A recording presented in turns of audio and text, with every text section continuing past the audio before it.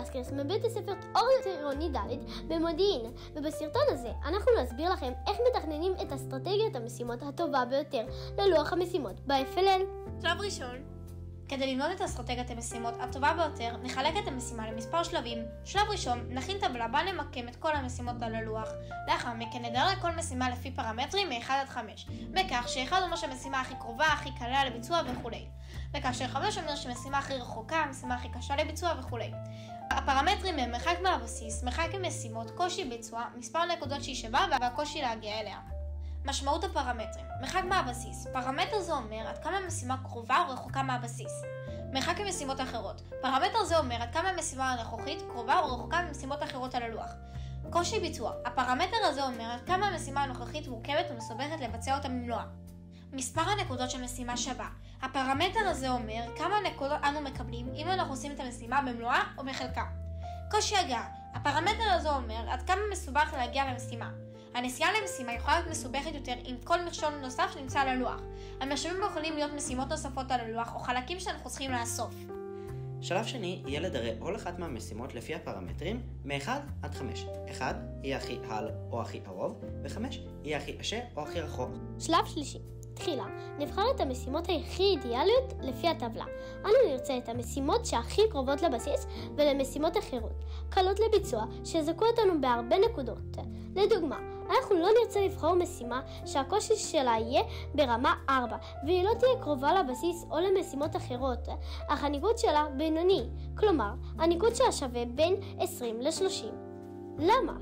עקב הקושי שלה, אנחנו לא נרצה לבחור משימה שלא תאפשר לנו להגיע לבסיס בקלות או למשימות אחרות, בגלל הזמן המוגבל של 2.5 דקות שיש לנו על הלוח. אנחנו נבחר משימות שיהיו קלות יותר ויהיו קרובות לבסיס או למשימות אחרות, מכיוון שמשימות אלו יהיו קלות לביצוע ויהיו קרובות למשימות אחרות, וכך נוכל לעשות כמה משימות בו זמנית, מה שיחסוך לנו בזמן ובזרועות. שלב רביעי, נעשה רשימה לכל המשימות שנרצה לעשות ונחלק אותן לאזורים. לדוגמה, נחלק אזור אחד בשל הקרבה שלו לבסיס. באזור זה נשים משימות שקרובות לבסיס, וכך הן יחסכו לנו בזמן ובגודל הזרועות. אזורים שאליהם נרצה לחלק את המשימות יהיו קרבתן לבסיס, קרבתן למשימות אחרות, ומשימות שמשתמשות על אותו עיקרון מכני. החילוק הזה יעזור לנו לבנות את הארצות הטובות ביותר לפי הפרמטרים שלנו. שלב חמישי, בניית הארצות. כפי שחילקנו את האזורים בשלב 4, אנחנו נבנה את הארצות לפי האזורים הללו. כל אזור יקבל לפחות הרצה אחת, ואזורים ממספר רב של משימות יקבלו הרצה נוספת. לפי עמות המשימות נוכל לקבוע את עמות הארצות ואך לחסוך בזמן. לכל הרצה תהיה זרוע משלה שתהיה בנויה לפי המשימות שהיא מבצעת. כל המשימות שיהיו בהרצה אחת יהיו בנויות על עיקרון דומה. כלומר, אם יש מספר משימות שצריך לדחוף בהם חלק מסוים קדימה, נראה את אולם להרצה אחת ובכך נבנה זרוע אחת שתשמש אותנו לביצוע כל המשימות הללו. כדי לסדר את כל אחת מהזרועות שכל הרצה מקבלת, נבנה את הזרועות בצבעים שונים, שאך לא נתבלבל בין הזרועות של כל הארצות, ויהיה לנו יותר קל לבנות ולתכנת אותן. את הזרועות, בדיוק כמו הרובוט, אנחנו נבנה בהתאם לאסטרטגיה.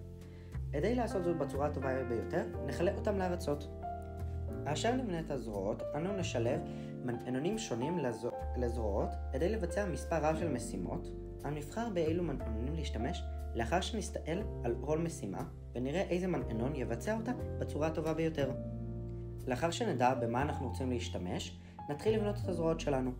אנחנו נבחר אילו מנגנונים להוסיף לכל זרוע, לפי שיטת האזורים עליה הסברנו בשלב 4. כל זרוע תבצע את המשימות הייחודיות לה, בעזרת המנגנונים שהוספנו לה.